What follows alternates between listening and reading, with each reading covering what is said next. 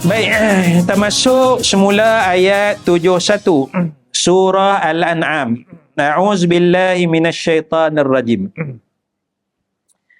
Qul anad'u min dunillah ma la yanfa'una wa la yadurruna.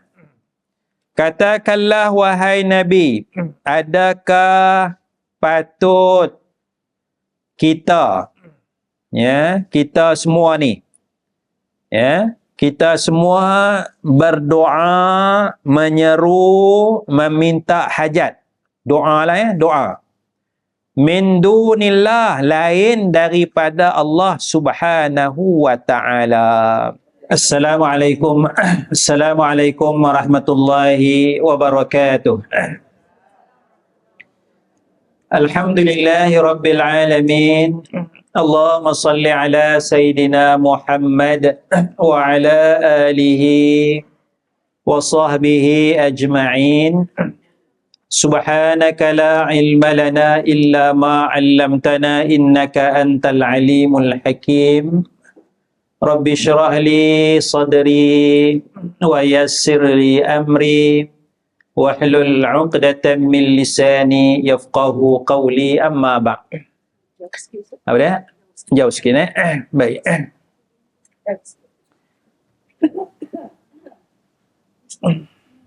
Kita sambung ayat 61 71 An'am.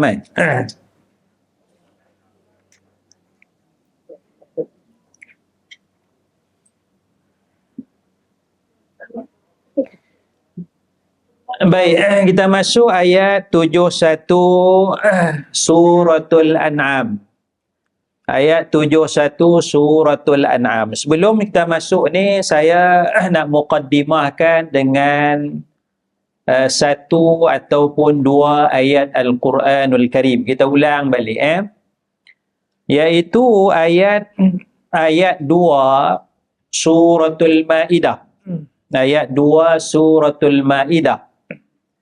Dan ayat 8 suratul Ma'idah.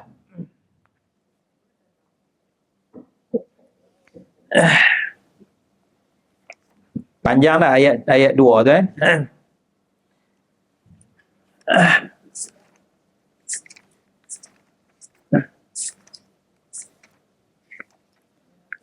Ayat 2 suratul Ma'idah dan ayat 8 suratul Ma'idah juga. 2 dan 8 Ada ayat 2 ni.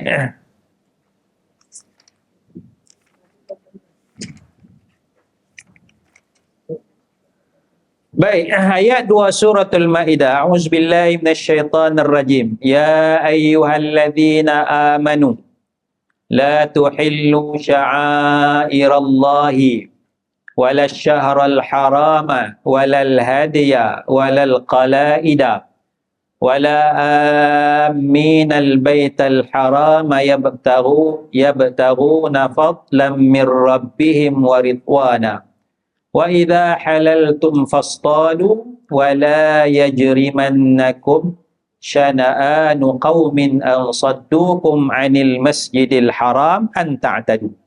Itu ayat saya nak sebutkan. Wala yajrimannakum, janganlah membawa akan kamu oleh syana'an, benci. Syana'an tu benci kaum kepada sesuatu kaum dengan sebab kaum itu saddukum 'anil masjidil haram, menghalang kamu daripada masuk ke dalam masjidil haram. Kerana mereka menghalang kamu dari masuk masjidil haram, janganlah sebab benci itu anta'tadu, bahawa kamu bertindak melampaui batas. Apa dia? Speaker gua pecah suara, bukan suara saja. Dah pasal dulu bulan sudah suara tak ada, suara tak keluar. Baik, suratul Maidah ayat 2 tu Jangan kita benci kepada sesuatu kaum apa dia? Nak mukaddimah dulu. Oh, nak mukaddimah dulu. Ya betul lah tu. Maknanya lah, alhamdulillah. Alhamdulillah. Sebab ada kuliah bila saya pergi, saya tanya anak murid tak tahu muka surat mana. Buku ni tak tahu, buku ni tak tahu. Jadi maknanya sini alhamdulillah. Alhamdulillah, tahu kat mana kita berhenti dan sebagainya. Dan saya nak mukaddimahkan dengan ayat ni dulu sikit je nak sentuh Sebab ini masalah boikot ni saja, boikot. Boikot macam-macam boikot produk sana, produk sini dan sebagainya, keluar senarai tu Jadi sini kita tengok perintah daripada Allah jangan melampaui batas. Jangan melampaui batas walaupun benci kepada sesuatu kaum. Satu. Baik, kita tengok pula ayat 8. Ayat 8 pun Allah Ta'ala sebut. Ayat 8 suratul Maidah. Ya ayyuhalladzina amanu kunu qawwamina lillahi syuhada'a bil qist wa la yajrimannakum syana'anu qaumin ala alla ta'dilu. Janganlah syana'anu qaumin, kebencian kepada sesuatu kaum itu membawa keakan kamu supaya berlaku tidak adil, bertindak zalim. I'dilu, kata Allah, berlaku adillah walaupun benci. Huwa aqrabu littaqwa, kerana sifat adil itu lebih hampir kepada takwa akan Allah Subhanahu wa taala. Jadi daripada dua ayat ini maknanya sifat adil, bertindak adil, keadilan itu adalah perintah tinggi daripada Allah Subhanahu wa taala. Jadi kita benci kepada sesuatu kaum, kita jangan sampai zalim. Dia zalim kepada kita, kita jangan zalim kepada dia. Dia khianat kepada kita, kita jangan khianat kepada dia. Kerana ada hadis Nabi, la takhun man khanaka, jangan kamu khianat terhadap orang yang khianat akan kamu. Jadi jangan zalim terhadap orang yang zalim kepada kamu. Apatah lagi zalim kepada orang yang tak zalim kepada kita. Nampak? Lewat? Mungkin ada yang banyak tak setuju dengan saya ni sebab banyak boikot ni. Saya berdasarkan ilmu berdasarkan ilmu Jadi kita marah kepada Israel. Walaupun kita marah kepada Israel, jangan zalim kepada dia. Jangan zalim kepada dia. Sekarang yang kita boikot ni, yang duduk jauh-jauh ni tak tahu ni. Yang bukan direct, yang tak melakukan kezaliman pun kepada penduduk Palestin ni. Jangan kita benci kepada Israel, kita zalim kepada Israel. Apatah zalim lagi kepada orang yang tak buat kezaliman tersebut. Satu. Contoh mudah kita marah kepada musuh kita. Dan marah kepada musuh kita Lepas tu anak dia datang mengaji dengan kita. Oleh kerana dia anak musuh kita, kita bagi dia fail, tak lulus. Sebab apa? Kita marah kepada ayah dia, anak dia pun kita balas dengan kita zalim. Tak boleh. Wala yajrimannakum syana'anu qaumin ala alla ta'dilu. Kepada musuh kita pun kita tak boleh zalim. Kita tak boleh zalim. Ni anak dia tak ada kaitan apa pun. Yalah, dia terimalah duit daripada pak dia dan sebagainya, tapi dia tak ada kaitan pun. Dia tak buat zalim. Musuh kita yang zalim pun, kita tak boleh zalim kepada dia. Lawan dia kita lawan lah, tapi tak boleh zalim. Itu asas dalam Al-Quranul Karim. Itu satu. Yang keduanya, betulkah senarai itu benar atau tidak? Entah-entah senarai itu ada siasatan ke, tak ada siasatan ke, bubuh nama. Katalah kita jual tempoyak, masuk dalam senarai, ini pendukung Israel.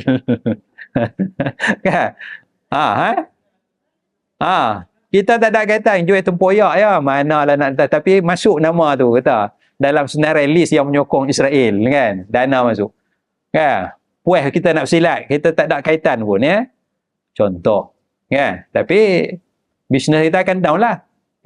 Jadi orang yang buat senarai itu adalah zalim. Adakah dia buat siasatan dan sebagainya? Kan? Yang kedua. Kan? Jadi siapa yang buat siasatan sini? Kan bergantung pada senarai tu je. Orang tempek ni. Oh, tu dia. Ada berapa? 120 produk. Kan? Nah, jadi kita dah masuk dalam Quran, ayat Quran. Berlaku zalim. Berlaku zalim. Jadi benar atau tidak cerita tersebutnya? Yang ketiga, banyak mana yang masuk ke sana? Kan? Banyak mana yang masuk ke sana?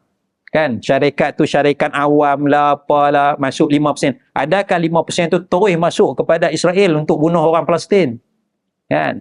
Masuk 5% dia bagi pemegang saham tu, bagi pegang saham ni, bagi pegang saham ni. Adalah seorang dua orang tu yang bagi derma pada Israel kan? Contoh. Kan? Pasal dia peribadi dia. Yang beribu-ribu lagi pemilik stakeholder syarikat tu tak ada kaitan apa pun. Itu maknanya kita kena ada ilmu. Jangan emosi. Kerana apa? Kerana perintah daripada Allah Subhanahu wa taala. Mereka halang kamu ni Masjidil Haram, maka zalim kepada kamu. Tetap pegang pada prinsip tidak boleh berlaku zalim walaupun kepada musuh. Ya, tidak boleh berlaku zalim kepada musuh. Sebab itu kita tak pernah jumpa hadis Nabi sallallahu alaihi wasallam, Nabi perang dengan Yahudi, tiba-tiba Nabi pergi rampas barang Yahudi. Kan? Tak ada. Nabi muamalah biasa aja dengan Yahudi, baju besi Nabi beli, baju besi Nabi gadai dengan Yahudi, nak tebus duit tak ada. Dah perang dengan Yahudi, ambil balik ajalah, tak payah bagi hang lah. Dah, Nabi tetap prinsip tu Nabi jaga. Muamalah jual beli tu Nabi jaga. Perang-perang lah. Tapi yang ni Nabi jaga elok dan sebagainya. Itu akhlak Nabi sallallahu alaihi wasallam. Ya. Tak apa, tak setuju dengan saya, tak ada masalah. Ya. Dia ilmu saja, ilmu. Perbezaan ilmu. Ya. Ada satu tempat tu, cerita tak setuju ni kan. Saya mengajar lama juga tempat tu. Tempat tu dia ada dua camp, dua kumpulan. Satu kumpulan ni, satu kumpulan ni. Satu kumpulan anti bid'ah. Anti bid'ah. Satu kumpulan lagi dituduh buat bid'ah. Kan? Satu tempat ni. Jadi di hadapan saya tu ada dua kumpulan. Biasanya kalau pergi Masjid Surau ni satu kumpulannya, satu gengnya. Jadi Masjid Surau tu dia punya tempat dia dua-dua ada. Dua-dua ada ya. Jadi bila dua-dua ada ni, saya punya pendekatan, saya cuba harmonikan, damaikan. Geng yang dituduh buat bid'ah dengan geng anti bid'ah. Geng yang buat bid'ah, contoh buat maulid. Ni ada geng anti bid'ah, tak mau buat maulid. Geng yang dikatakan bid'ah, usolli. Geng ni tak mau usolli. Cuba harmonikan ya. Lama saya mengajar. Adalah ya, satu masa tu lepas mengajar kuliah maghrib tu, lepas Malaysia, datanglah 3-4 orang. Dia kata, Ustaz, dia kata, surau kami ni, dia kata, ada yang setuju dengan Ustaz, ada yang tak setuju. Ya. Tapi yang duduk depan tu ada yang setuju, ada yang tak setuju. Saya pun duduk depan Ustaz, tapi saya tak setuju dengan Ustaz. Dia tak lari. Ya. Saya kata, Alhamdulillah lah, awak tak setuju dengan saya. Duduk, awak tak lari, kan? Kerana saya bukan suruh ta'assub kepada pandangan saya bukan suruh fanatik. Kan? Kalau saya pandangan saya benar bagi awak terima. Kalau tak betul, awak kaji lagi. Kan? Okeylah, tak ada masalah. Masuk bulan depan tu saya bancuh tu lah. Faham. Saya bancuh balon puak ni, saya balon puak ni. Dua-dua tu saya balon. Saya ada kebebasan untuk balon. Sebab saya cuba bawa ke harmonian. Dia tak lari, puak-puak tu tak lari. Saya bagi tak gaduh. Sebab sebelum saya mengajar tu ada ustaz dia bergaduh. Ya, ni dia kata puak-puak ni puak-puak yang ustaz yang anti amalan kita ni, ada ustaz. Marahlah puak-puak tu kat ustaz tu. Jadi saya datang, saya dijemput, saya harmoni ni ya. Sampai satu masa, satu mengajar tu lama pang saya banyak, saya tulis kat whiteboard, pang satu orang haji masuk. Dia kata ustaz bohong, dia kata. Dia kata ustaz bohong, dia kata. Saya tak lari, saya mengajar dia. Dia pun tak lari. Berapa bulan lepas ada. Tiap-tiap kali mengajar dia ada. Dia tak lari. Ya, pasal kita bukan nak budaya ta'assub ya. Tak apa. Kita bincang elok dan sebagainya. Itu yang saya cuba nak bawa ni, ya, balik kaji elok-elok, ya, sesuai ataupun tidak tindakan kita ini dengan Al-Quran dan hadis Rasulullah sallallahu alaihi wasallam, ya. Baik, kita masuk semula ayat 71 surah Al-An'am. A'udzubillahi minasyaitanir rajim. Qul anad'u min dunillah ma la yanfa'una wa la yadurruna. Katakanlah wahai Nabi, adakah patut kita, ya, kita semua ni, ya, kita semua berdoa, menyeru, meminta hajat. Doa lah, ya, doa. Min dunillah, lain daripada Allah Subhanahu wa ta'ala. Ya, doa, ya. Doa maknanya dia min zahril ghaib, daripada benda yang ghaib.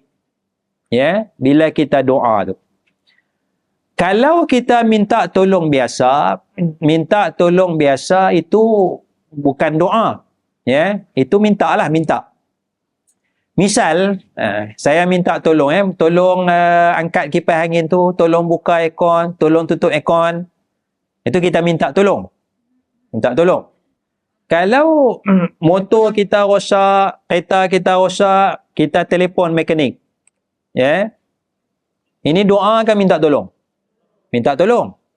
Tak tolong, tak tolong. Kalau doa, motor kita rosak, kereta kita rosak, kita pun angkat dengan wahai tuan mekanik, kereta aku tayar pancit, di lebuh raya sekian-sekian, tolonglah aku. Yang tu doa. Itu minta tolong cara doa. Kalau kita kata minta tolong cara doa. Kalau kita cakap telefon, tu minta tolong biasa yang dibenarkan dalam agama. Kan? Kita bercakap dengan mekanik tu. Kan? Tapi bila kita tak bercakap dengan dia, dengan alat ni, kita angkat tangan, wahai tuan mekanik, tolonglah aku. Mekanik tak ada depan kita. Kedai dia 15 km dari situ. Kan? Itu mana kita minta tolong cara doa. Ya, minta tolong cara doa, ya. Bila minta tolong cara doa ni, dia mesti hanya kepada Allah Subhanahu wa ta'ala. Ya, bila tolong cara doa mesti hanya kepada Allah. Tapi minta tolong cara biasa ni, cara adat ni, depan kita ke, pakai telefon ke, itu sesama kita, itu kita minta tolong yang dibenarkan dalam agama. Disuruh dalam agama minta tolong cara tu. Ya. Takkanlah kita nak minta apa, ya Allah, kau tolonglah buka aircon tu, ya Allah, tak payahlah kan? Kan? Itu minta tolong sama kita, Itu beza, nampak, Beza antara minta tolong cara doa dengan minta tolong biasa. Jadi ini ayat ni minta tolong cara doa ni. Qul, katakanlah wahai Nabi, anad'u, adakah kita minta tolong cara doa ataupun kita berdoa min dunillah, kepada zat yang lain daripada Allah Subhanahu wa ta'ala. Ya, depan kita ada patung satu, kan? Patung ni dia macam ghaib sebab dia tak mendengar. Patung ni dia tidak mendengar, kan? Wahai patung, tolonglah aku. Wahai patung, berilah kesembuhan kepada aku, kan? Jadi kita minta tolong cara doa, ya. Bukan cara adat, ya. Kalau manusia hidup, cara adat, kan? Cara adat. Itu sama juga kalau kita minta tolong dengan mayat. Cara adat dia tak boleh lah. Cara adat. Minta tolong dengan orang hidup, cara adat boleh. Dibenarkan cara adat. Syarak benarkan ikut adat, kan? Tapi minta tolong dengan orang mati, macam patung ni lah, kan? Cara adatnya dia tak boleh tolong kita dah. Bila dia tak boleh tolong kita, dia masuk dengan min dunillah ma la yanfa'una wa la yadurruna. Zat itu tidak boleh memberi manfaat, ya, dari sudut adat pun tak boleh memberi manfaat, wa la yadurruna, dan tidak boleh memberi mudarat. Dari sudut adatnya, ya. Kerana apa? Kerana kehidupan kita ini diikat dengan hukum adat. Ya, kehidupan kita ini diikat dengan hukum adat. Apa-apa pun patah balik kepada hukum adat. Ya. Dari sudut keyakinan, itu mutlak kepada Allah Subhanahu wa taala. Ya. Baik. Kita lapar. Ya. Yang bagi kenyang siapa? Yang bagi kenyang Allah. Yang bagi kenyang Allah tu kita simpan elok-elok dalam akal, dalam hati, dalam i'tiqad kita. Yang bagi kenyang adalah Allah. Tapi hukum adatnya kena makan. Kalau tak makan tak kenyang. Hidup kita berkait dengan hukum adat. Tapi dari sudut i'tiqad, Allah yang bagi kenyang. Kena ada dua tu. Jangan tinggalkan hukum adat. Makan, tak apa, Allah bagi kenyang. Kan? Arti tu. Tak boleh. Memang Allah bagi kenyang. Tapi itu hukum i'tiqad kita.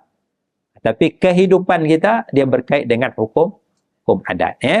Jadi, kalau mayat dengan orang hidup, i'tiqadnya, orang hidup tidak memberi manfaat, mayat pun tidak memberi manfaat. I'tiqadnya. Orang hidup pun tak boleh bagi manfaat, orang mati pun tak boleh memberi manfaat. Kerana yang bagi manfaat ialah Allah. Tapi dari sudut adatnya, dari sudut syarak, agama suruh kita minta tolong dengan orang mati atau orang hidup? Orang hidup. Hukum adat dia macam tu. Hukum agama ni tu. Jangan minta dengan orang mati. Itu kena beza di antara hukum i'tiqad dengan hukum adat. Jadi kehidupan kita bergantung kepada hukum adat. Baik, sini Allah suruh Nabi tanya, adakah kita nak doa minta hajat ni lain daripada Allah ni? Kerana lain daripada Allah ni, ma la yanfa'una, tidak boleh memberi manfaat, wala yadurruna, dan tidak boleh memberi mudarat. Kemudian, wa nuraddu ala a'qabina, dan kami atau kita akan dikembalikan ke belakang. Kita akan dikembalikan ba'da idh hadanallah, selepas Allah memberi hidayah kepada kita. Maknanya kita dah elok beriman, doa minta kepada Allah Subhanahu wa taala, tiba-tiba kita tak minta doa kepada Allah, minta doa kepada makhluk, minta doa kepada patung berhala dan sebagainya. Maknanya kita kembali kepada kekufuran selepas Allah Azza wa Jalla memberi hidayah kepada kita.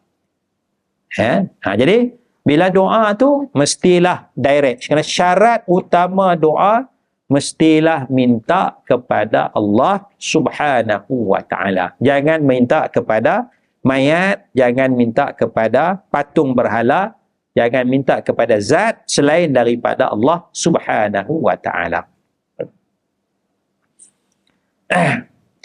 Jadi kalaulah kita minta kepada zat selain daripada Allah, minta zat selain daripada Allah, kalladzis tahwatu syayatinu fil ardi hayran, seperti mana orang yang ditarik, digoda, istahwat, ditarik, digoda, dihiaskan kepadanya oleh syaitan di bumi. Syaitan tarik dia, ikut hawa nafsu dia. Ikut hawa nafsu dia. Buat patung, minta. Pasal kadang-kadang dia tak nampak Allah Subhanahu wa ta'ala. Jadi dia pun cara nak mendekatkan diri kepada Allah, buatlah satu patung. Kadang-kadang buat patung orang soleh. Buat patung orang soleh. Pasal apa? Nak ingat kepada orang soleh ni, kerana orang soleh ni dekat kepada Allah Subhanahu wa ta'ala. Jadi buat satu patung kan. Jadi hari-hari tengok orang soleh tu patung dia. Jadi syaitan akan istahwatu syayatinu fil ardi hayran. Syaitan akan tarik kita, goda kita. Bila generasi silih berganti, generasi asal dia nak ingat kepada orang soleh. Yang Nabi sebut dalam hadis. Generasi asal dia nak ingat kepada orang soleh. Tetapi generasi anak cucu ni digoda oleh syaitan, Bila generasi asal tu mati, yang anak cucu dibisikkan oleh syaitan, datuk kamu dulu sembah patung ni lah kalau ada hajat. Ya, kalau ada hajat, ya. Sebagaimana kata Ummu Salamah radhiyallahu anha. Ummu Salamah radhiyallahu anha ketika mana dia berhijrah ke bumi Habsyah, dia melihat suratan, patung-patung fil kanisah, di dalam gereja. Dia melihat patung-patung di dalam gereja. Maka kata Nabi SAW, itulah golongan yang idza mata fihimur rajulus salih, mati di kalangan mereka orang yang soleh, orang yang baik. Bila mati orang baik, mereka pun bina patung dia untuk ingat. Orang soleh tadi tu, bila masuk dalam gereja tu, tempat ibadat tu, nampak, Masya Allah, teringat, nak jadi semangat, nak jadi orang soleh macam orang soleh tu. Tapi syaitan goda mereka, anak cucu pun tak tahu falsafah kenapa patung ni, maka akhirnya mereka pun menyembah patung tersebut. Itu berlaku tu. Dia sikit-sikit. Jadi syaitan dia bukan rosakkan terus. Dia ambil masa, tak apa. Sebab syaitan ni salah satu sifat yang baiknya ialah sifat sabar syaitan tu. Itu kita boleh ikut. Dia sebab sabar tu, sabar. Dia goda kita sikit-sikit kan. Dia tak dapat kita. Tapi dia dapat anak cucu kita. Ya tak apalah, buatlah patung sikit, bukannya ada apa pun. Kita faham ya, patung ni tak ada apa. Anak cucu tu tak faham tu. Tu syaitan target anak cucu tu. Syaitan target anak tu. Sabar tu. Sabar tu. Ya. Tu. Yang kedua, syaitan ni dia tak pernah putus asa. Dia tak pernah putus asa. Yang ni pun kita wajar contohi daripada syaitan, ya. Kerana apa? Al-hikmatu dhallatul mu'min anna wajadaha fahuwa ahaqqu biha. Kerana hikmah itu, kebijaksanaan itu adalah barang hilang daripada orang beriman, di mana saja yang dia dapat, maka dia akan ambil. Jadi kalau syaitan tu ada sifat sabar, kita ambil lah tu. Bukan kita nak ikut sifat jahat dia tu. Sifat sabar. Masya Allah syaitan. Ya, kalau kita boleh bergurau dengan dia. Baik, jadi itu dia istahwatus syayatin. Dia goda kita, tarik kita, dia hias kita. Di bumi ni. Hairan, dalam keadaan hairan, tercengang-cengang, ya. Jadi hairan tu daripada bahasa Arab. Hairan.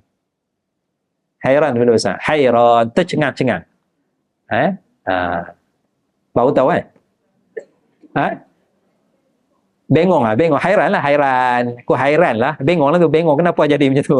Hairan kan? Hairan, Jadi hairan. Kenapa kapal tu boleh terapung sedangkan dia sangat berat. Berapa tan tu tapi boleh terapung dalam air. Aku ni badan ringan pun tak boleh terapung. Hairan. Hairan. Bengong. Memikirkan. Hairan. Bengong, ya. Tak tahu punca dia. Tak tahu punca. Kemudian firman Allah, lahu ashabun yad'unahu ilal huda tina. Bagi orang ni, ya, orang ni dia ada sahabat-sahabat, kawan-kawan. Yad'unahu, yang mengajaknya kepada hidayah. Datanglah kepada kami, ajak dia. Tapi dia tak mau ikut juga.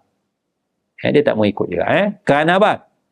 Kerana Allah menyatakan, qul inna hudallahi huwal huda. Katakanlah wahai Nabi Muhammad sallallahu alaihi wasallam, inna hudallah, sesungguhnya hidayah Allah, huwal huda, itulah petunjuk yang sebenar.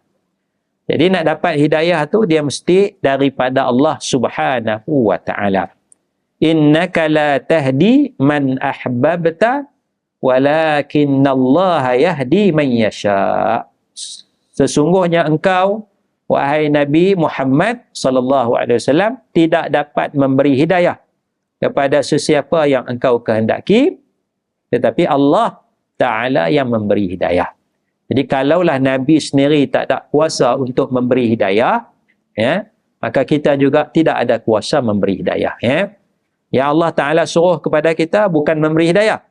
Allah Ta'ala suruh kita menyampaikan ilmu, menyampaikan dakwah. Ya?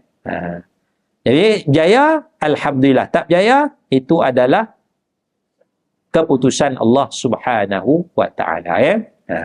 Qul inna hudallahi huwal huda. Hidayah itu adalah petunjuk Allah yang sebenar. Kemudian kata Allah, wa umirna linuslima lirabbil alamin, dan kita diperintahkan untuk menyerah diri, yakni mengikhlaskan diri kepada Allah di dalam ibadat. Menyerah diri maknanya beriman dan mengikhlaskan diri dalam melakukan ibadah kepada Allah Subhanahu wa taala, ya. Baik, dalam melakukan ibadah ni, kita jangan bergantung harap kepada ibadah kita. Dalam kita mencari redha Allah, kita nak menuju kepada Allah Subhanahu wa taala, jangan kita bergantung harap kepada amal ibadah kita. Ya. Kerana apa? Kerana kita mesti bergantung harap kepada Allah. Mesti bergantung harap kepada rahmat Allah. Jangan bergantung harap kepada ibadat kita. Ya, aku tak apa, selamat dah akhirat nanti. Pasal apa? Pasal aku jadi pengurusi surau 3 penggal. Kan? Contoh kan? Maknanya selalu ada di surau kan? Tak ada siapa dah yang boleh lawan aku dah, aku kan? Kalau tak ada peraturan halang tu 4 penggal aku boleh jadi. 3 tahun kan? Maknanya aku ni sangat baik, sangat soleh. Dia nak kita bergantung harap kepada amal ibadat kita. Jangan, ya. Mesti bergantung harap kepada Allah Subhanahu wa taala, ya. Sebab itu kata Imam Ibn Atha'illah, min alamatil i'timadi 'ala al-'amali nuqsanur raja'i 'inda wujudiz zalali. Antara tanda, ya, tanda bergantung kepada amalan. Ya, antara tanda bergantung kepada amalan ialah kurangnya harap kepada Allah, kurang harap kepada Allah inda wujudi zalal, ketika ada kelompangan. Ketika kita buat maksiat, kita dah tak apa harap dah. Ya, sebab selama ni buat amal ibadat, berlaku maksiat. Ketika itu kita tak mengharapkan rahmat keampunan Allah. Maknanya kita bukan bergantung kepada Allah, itu kita bergantung kepada amalan. Jadi jangan bergantung kepada amalan, bergantung kepada rahmat Allah Subhanahu wa taala. Ya. Karena amalan kita banyak akan sikit. Jadi kalau bergantung harap kepada amalan, dahlah tak banyak. Sikit. Kan? Lepas tu banyak pula kelompangan. Jadi amal kita alhamdulillah banyak, alhamdulillah, sikit alhamdulillah. Kerana apa? Kerana banyaknya amalan, sikitnya amalan, kita nak mengharapkan kepada rahmat Allah, nak bergantung kepada rahmat Allah Subhanahu wa taala. Ya. Jadi kalau tertinggal sembahyang sunat, tak apa. Mungkin kita ada sibuk dengan lain. Mungkin kadang-kadang kita buat program kan. Buat program sebagai JK, tak sempatlah nak sembahyang sunat ni. Kan? Tak apa. Kerana orang yang sembahyang tu dia dapat pahala cara sembahyang. Ya. Kita yang jadi AJK ni sibuk dengan urusan-urusan ni, kita dapat pahala dengan cara tu. Dan semua masing-masing ada habuan. Masing-masing ada habuan masing-masing. Ya. Kenapa? Jangan bergantung kepada amalan, bergantunglah kepada Allah Subhanahu wa taala. Baik, serah diri maknanya beriman dan ikhlas dalam ibadat kepada Allah. Kemudian ayat 72 suratul An'am, wa an aqimus salat. Ya, dan diperintahkan juga supaya mendirikan salat. Dia sambung tu. Wa umirna linuslima lirabbil alamin wa umirna an nuqima tu. Wa umirna an bi iqamah. Kami juga diperintahkan supaya mendirikan solat. Mendirikan solat. Kemudian diperintahkan juga wattaqu, dan bertakwalah kepada Allah Subhanahu wa taala. Ya, ini maknanya basic lah, perkara asas ni.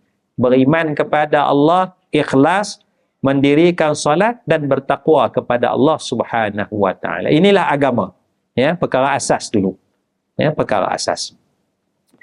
Kenapa disuruh takwa kepada Allah Subhanahu wa taala? Wa huwallazi ilaihi tuhsyarun, dan kepadanya lah, kepada Allah kamu akan dihimpunkan. Jadi bertakwa sungguh-sungguh kepada Allah, kerana hari akhirat adalah hari yang besar. Ya, hari yang besar. Kita akan dilondehkan, kita akan ditunjukkan satu-satu amalan kita, sama ada amalan yang terang ataupun amalan yang sembunyi, sirran wa alaniyatan. Ya. Jadi takut kepada Allah, takut juga kepada hari kita dihimpunkan kepada Allah Subhanahu wa taala. Takut kepada hari kematian itu. Kemudian kata Allah, wa huwallazi khalaqas samawati wal arda. Dan Allah Ta'ala yang menjadikan langit-langit. Itu langit ada berapa lapis? 7. 7 tu 7 samawat. Tu 7. Ya. Al-arda, bumi ada berapa? Bumi ada berapa?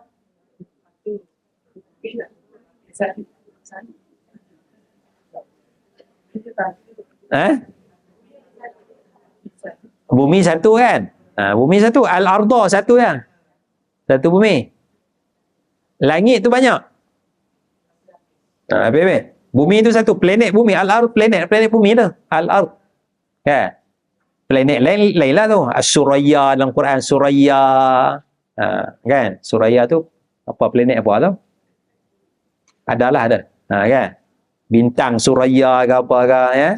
Tu lain tu. Al-arda bumi. Satu je lah bumi. Ya. Planet lain adalah kawakib tu. Bintang-bintang, kawakib sebut dalam Quran. Tu banyak. Kawakib.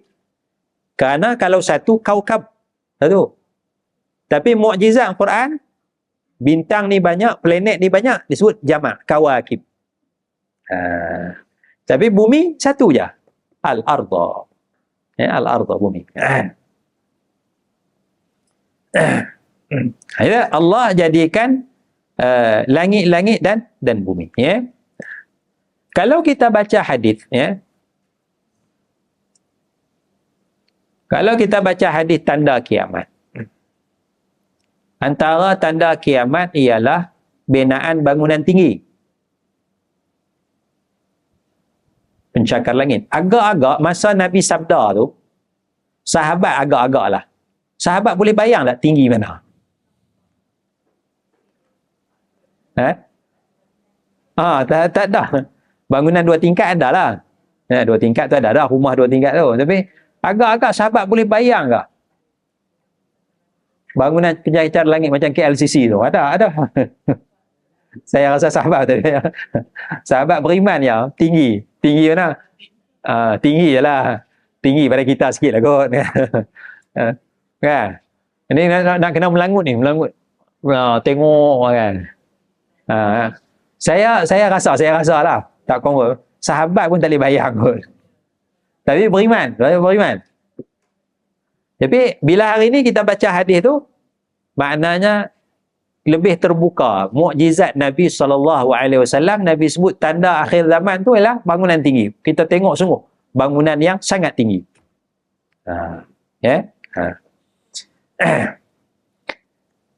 Baik. Sekarang kita tahu bumi itu satu. Bumi itu satu. Ya, tak ada planet bumi yang lain. Tak ada. Planet lain dah lah. Ya. Tapi bukan bumi lah. Planet Mushtari, planet Zuhal, planet apa lagi dan sebagainya tu. Ya. Baik, Allah ciptakan langit-langit dan juga bumi bil haq dengan benar. Ya. Baru ni ada satu orang tunjuk. Satu rakaman Syekh Syekh cakap saya tengok tak tengok sedutan je lah. Dia kata, Syekh tu kata, aku ni saya tak dapat tangkap aku ni siapa. Adakah aku ni Syekh yang cakap tu, ustaz yang cakap tu, ataupun dia nak cerita orang lain.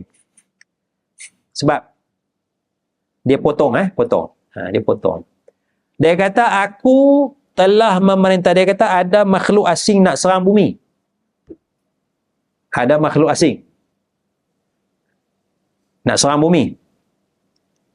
Maka aku telah memerintah. Aku tu siapa dia tak tahu. Barangkali Syekh tu lah, ustaz tu lah. Dia kata, aku telah memerintahkan Sayyidina Ali untuk pergi lawan makhluk asing tu. Dan Sayyidina Ali pergi lawan, alhamdulillah mengalahkan makhluk asing tu. Makhluk asing tu tak serang bumi ni. Tak serang bumi ni. Macam percaya aja.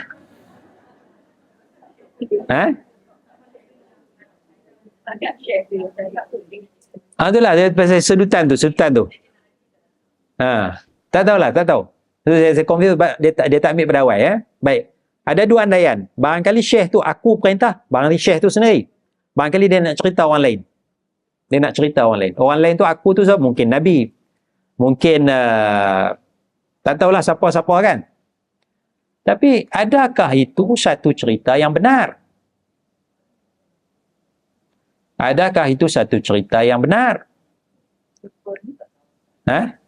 Sumber dia tak ada. Tapi yang saya nak cerita itu sumber tak ada dan kita pun tak pernah baca. Dalam mana-mana kitab, dalam mana-mana buku, dalam mana-mana syekh kita duduk mengaji ni, ulama tak ada cerita macam tu. Tiba-tiba keluar cerita ni, orang-orang yang dikeliling tu, Masya Allah, Allahu Akbar, rasa kagum, rasa ta'ajub dengan cerita tersebut. Ini maknanya fanatik, ta'assub. Cerita bohong macam tu pun boleh percaya tanpa usul periksa. Maknanya kita telah dikorap, otak kita ni korap, tak boleh nak fikir. Maknanya kita tak kaji Al-Quran. Allah Ta'ala suruh la'allakum ta'qilun, la'allakum tatafakkarun, suruh fikir. Bila dengar cerita tu, Masya Allah, hebatnya. Kan? Adakah cerita Sayyidina Ali nak pergi lawan alien terbang di sana tu? Tak ada. Semua tu mengarut. Semua tu mengarut. Kita kena cerdik dalam agama. Kerana agama kita mengajar kita jadi cerdik, bukan jadi bodoh. Jadi kita percaya cerita macam tu, kita diperbodohkan oleh orang-orang agama, segelintir orang agama. Yang pakai baju elok, pakai jubah, pakai serban, pakai kepiah dan sebagainya, diperbodohkan oleh orang agama. Ada orang macam tu. Saya bangkanglah orang macam tu. Saya bangkang. Sebab fakta dia tak betul. Dalil tak ada. Dalil tak ada.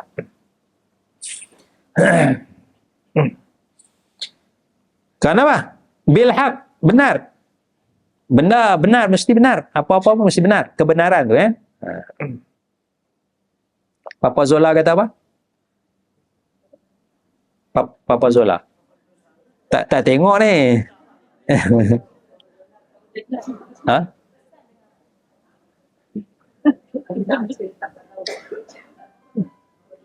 Balik tengok, tanya cucu. Cucu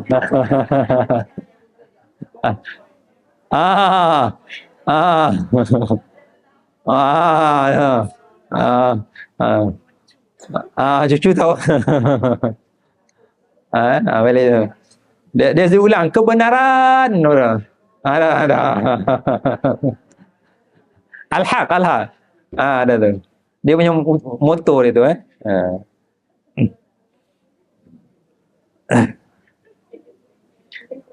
Ada? Kemudian wa yauma yaqulu kun fayakun, dan hari. Baik, hari ini dia boleh pada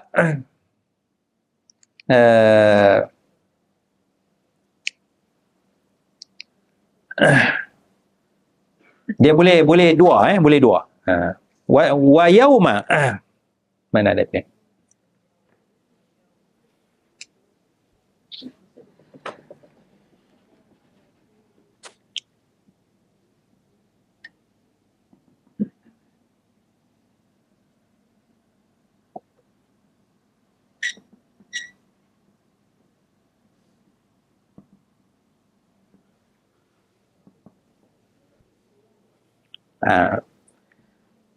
Dan hari. Maknanya ayat 72 tu ada perkataan wattaqu, 72 wattaqu tu, bertakwalah, takutlah Takutlah kamu akan Allah dan takutlah hari, yauma, hari tu. Dia sambung kat situ. Sambung situ.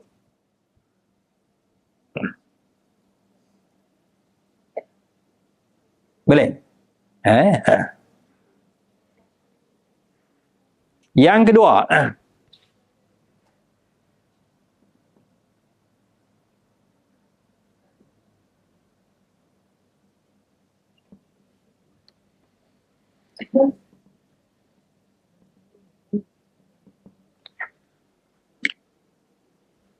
khalaqas samawati wal ard. Allah Ta'ala menciptakan langit-langit dan bumi.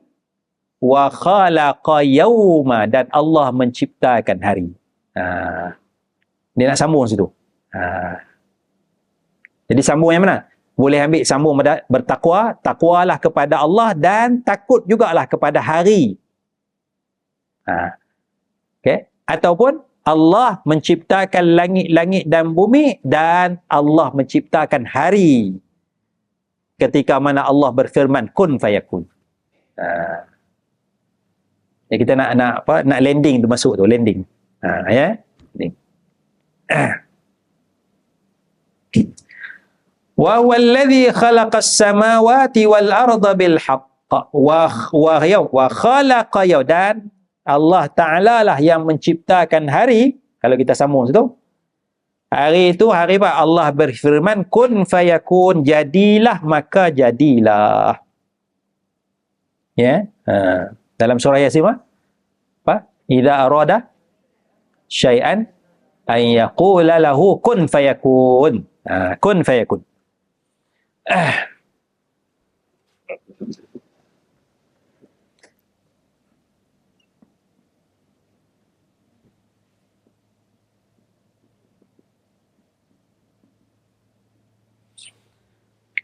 Kun fayakun. Kun fayakun maknanya dari sudut zahir, ada ulama tafsirkan dari sudut zahir. Allah firman kun fayakun, jadi kun. Ada ulama tafsirkan dari sudut kiasan. Maknanya mudah sangat Allah jadikan. Maknanya dengan kun tu terus jadi. Ada ulama tafsirkan dengan kun tu makna kiasan je. Maknanya Allah Ta'ala tak kata kun pun, tapi maknanya nak gambarkan begitu mudah Allah Ta'ala menciptakan, seolah-olah macam kita kata, jadilah. Jadi ada tafsiran dari sudut zahir, makna Allah kata sungguh, macam mana Wallahu'alam kita tahu, ada ulama faham dari sudut kiasan saja. Itu dalam tafsir surah Yasin ada sebut. Cara kita nak faham wa yauma yaqulu kun fayakun. Takut maknanya sangat berkuasa Allah Ta'ala ni, kalau Allah kehendak apa pun kun je, jadilah ikut kehendak Allah. Betul kan? Qauluhul haq, firman Allah itu adalah benar. Apa yang Allah Ta'ala kata itu adalah benar. Tidak ada syak, keraguan terhadap firman Allah ataupun perintah Allah Subhanahu wa Ta'ala.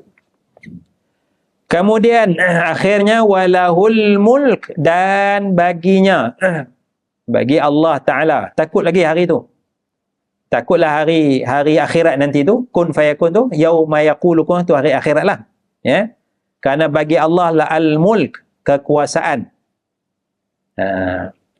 Yauma yunfakh, itu hari ditiupkan fis-sur, pada sangkakala. Hari tiup sangkakala. Hari tiup sangkakala. Ini alam ghaib lah ni. Alam ghaib, kaedah dia tengok dalam hadis lah. Takat mana hadis cerita, takat itulah kita boleh sebut saja. Ya, kita tak boleh nak bayangkan sangkakala tu apa, trompet tu macam trompet kita, tak boleh lah. Nama sama, macam mana trompet tu, wallahu alam. Ya, ada berapa lubang, wallahu alam. Jangan lupa pandai-pandai tambah. Ya, kita bubuh nama sur tu, apa trompet dia tu macam mana bentuk, tidak dinyatakan dalam hadis. Kalau ada, tak kita beriman setakat mana yang ada. Misalnya panjang hadis ini, kita tengok 1-2 hadis ya. Kata Imam Ahmad, haddatsana Ismail, haddatsana Sulaiman At-Taimi an Aslam Al-Ajli an Bishr bin Shaghaf, daripada Abdullah bin Amru, katanya, qala a'rabiyun, kata seorang Arab Badawi, ya Rasulullah, masud, wahai Rasulullah sallallahu alaihi wasallam, apakah itu sur? Trompet tu, ya, nak tiup tu, ya, apakah itu sur? Dia tanya, ada riwayat. Qala, sabda Nabi sallallahu alaihi wasallam, qarnun yunfakhu fihi, tanduk yang ditiup padanya. Qar, tanduk. Mana? Beriman dekat tu je lah. Qar, macam mana? Wallahu a'lam. Kita tak boleh nak tambah. Qar tu warna apa? Tanduk tu warna apa? Tak tahu. Pasal tak sebut warna. Kan? Jangan tambah warna hitam lah. Tak payah tambah lah. Tanduk warna apa lagi? Jangan duk kacau lah. Nabi tak sebut, tak usah sebut lah. Kerana ini alam ghaib. Alam ghaib ni, dia sam'iyat. Sam'iyat makna dengar daripada Quran, dengar daripada hadis, takat tu saja. Kalau fiqah tak apa. Fiqah kita boleh main macam-macam. Kalau akidah, i'tiqad tak boleh. Kita kena takat mana dengar dah. Kalau akhirat ni, akidah ni, takat mana dengar dalam Quran ni, takat tu je. Jangan dupi tambah sana, modify sikit. Jangan. Ya? Fiqah tak apa. Fiqah boleh macam-macam. Ya? Ada satu perbincangan, ya. Perbincangan, saya masuk perbincangan, round table discussion, pakar syariat. Dia buat, saja dia buat laporan tu, dia buat kajian babi. Fiqah kan? Fiqah. Ayam tak bagi makan babi dengan ayam makan babi. Ayam tak makan babi dengan ayam makan babi. Ya. Pas makan babi lama-lama tu, dia sembelih. Sembelih ayam tak makan babi, ayam biasalah dengan ayam makan babi. Ayam tak makan babi ni tak berapa tembun, tak berapa gemuk. Ayam makan babi ni, Masya Allah. Tu satu. Ayam, tu. Yang keduanya, bila test DNA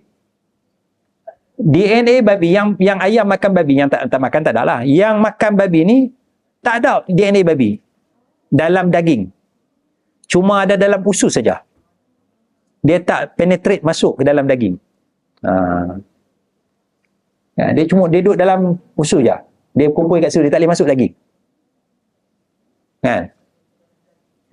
Masuk. Tapi tembun. Tu lah. Dia gemuk tu pasal makan babi tu. Tapi tak ada DNA babi. Dia duduk dalam usus je. Dia main kat usus je. Usus kita tak makan kan? Tak kan? Dalam organ tak? Dalam usus tu. Dalam paha, apa semua, dalam kulit tak masuk. Katanya begitulah dalam siasatan dia. Tapi kalau kuarantin 2-3 hari, 4 hari, dalam usus pun tak ada dah. Habis. Kalau kuarantin. Bagi makan elok sikit ya. Jadi saya sembang, kalau gitu kita tak usah tanya apa, kita makan je lah. Kita makan je lah, kita saja melawak kawan, makan je lah. Kawan kata, tapi dia tembun. Takut kembang tengkok lah.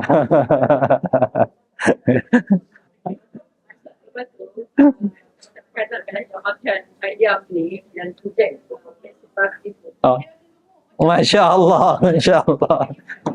Aduh. Oh dah? Hukum dia Nabi pesan dia masuk dalam haiwan jallalah. Jallalah Jallalah.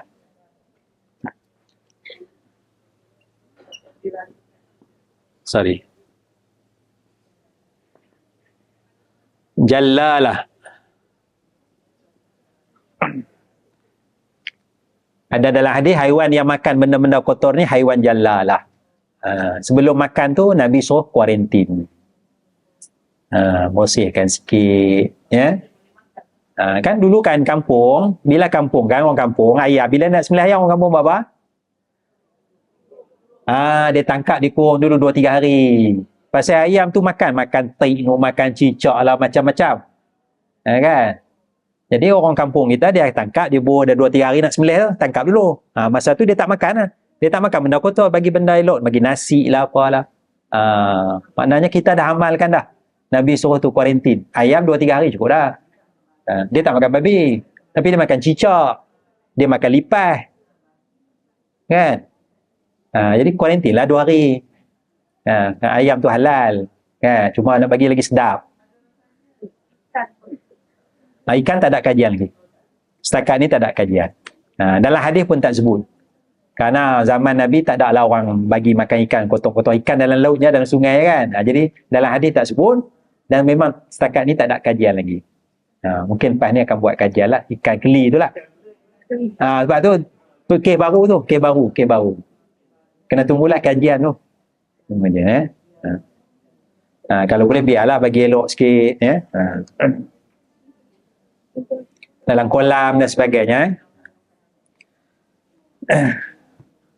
Mana fiqah tu boleh main lagi? Boleh main lagi. Fiqah. Dia bukan akidah tu. Bab makan tu fiqah. Tapi ni akidah ni jangan. Akidah ni makna setakat mana dalam hadis kita berimannya. Ya.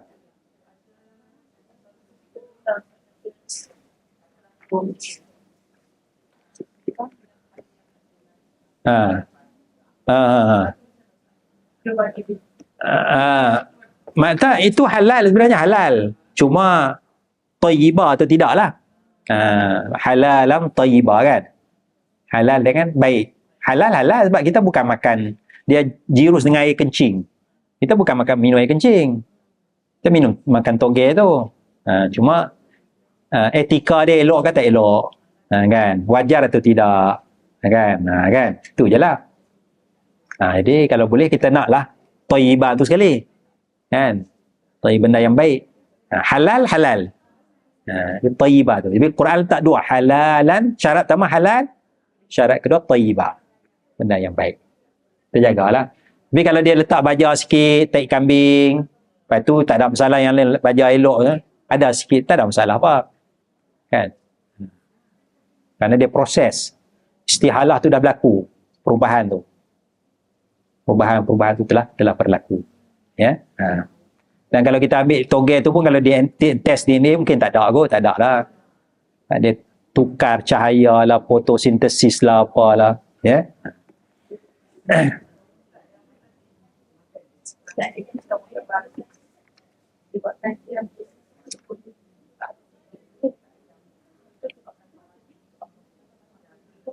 Dia saya tanya tu, Profesor Sains tu kata dia tak boleh masuk. DNA tu tak boleh masuk dalam darah, tak boleh masuk ke tu. Dia kekal dalam usus dia. Makanan tu masuk dalam usus kan. Dia tak boleh penetrate. Tak boleh tembus. Tak boleh tembus. DNA je lah. Benda tu tak ada dah. Benda makanan tu tak ada dah. Dia akan proses jadi. Baik, kita habiskan ayat tu. Mana dia? Alimul ghaibi wasyahadah. Allah Ta'ala mengetahui perkara ghaib, perkara nampak. Wahwal hakimul khabir, dan Allah Maha bijaksana, Maha mengetahui. Ya. Baik, kita habis ayat tu. Nanti kita masuk ayat 74, cerita Nabi Ibrahim alaihissalam. Wa izqala Ibrahim. Wallahu a'la wa a'lamu bis-shawab. Ada soalan apa? Ya.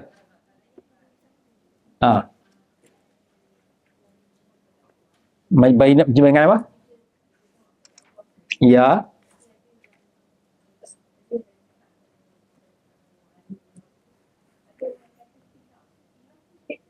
Minta kepada?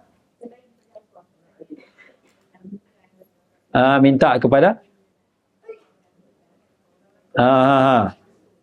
Ada khilaf sikit, tapi minta kepada mayat. Mayat tu orang alim. Pergi pada kubur orang alim, wahai wali songo. Ya, ada khilaf sikit.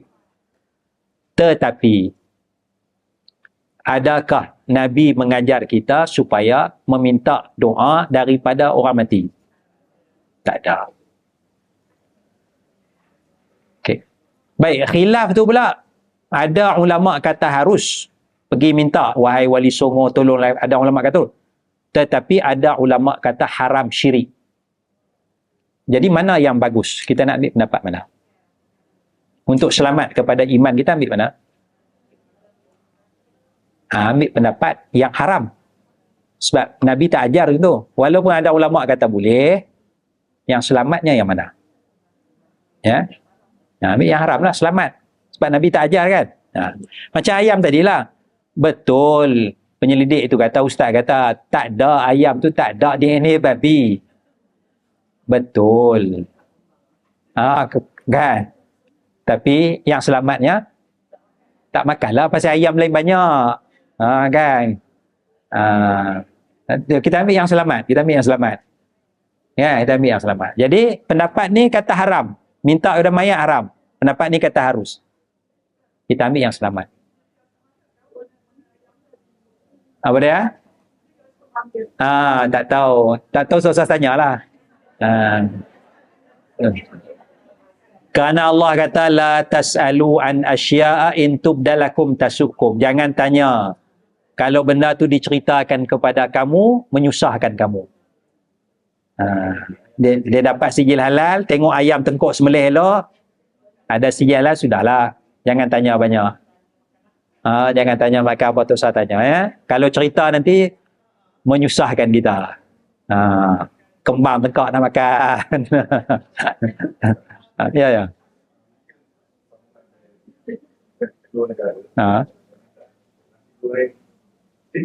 Okey.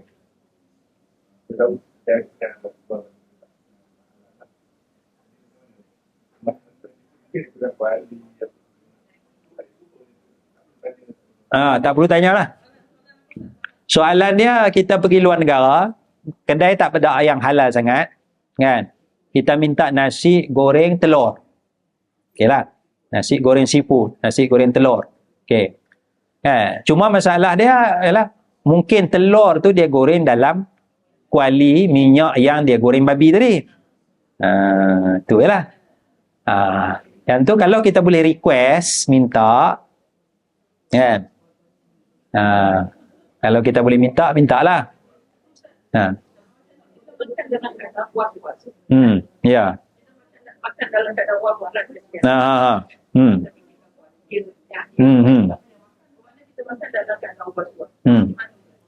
Dalam keadaan was-was tu, panduan daripada Nabi, da'ma yuribuka ila ma la yuribuka. Tinggalkan yang was-was akan kamu kepada yang tidak was-was akan kamu. Tak payah makan lagi. Ya, kan? Cari yang lain tu. Kecuali dah darurat sangat, terpaksa makanlah. Kalau tak darurat, relax tu. Cari lagi kedai lain, jalan lagi. Kan? Itulah. Kalau ragu-ragu, tinggalkan. Itu panduan Nabi. Baik, wallahu a'lam. Kita berhenti takat tu. Subhanakallahumma bihamdik. Asyhadu an la ilaha illa anta astaghfiruka wa atubu ilaik. Assalamualaikum warahmatullahi wabarakatuh.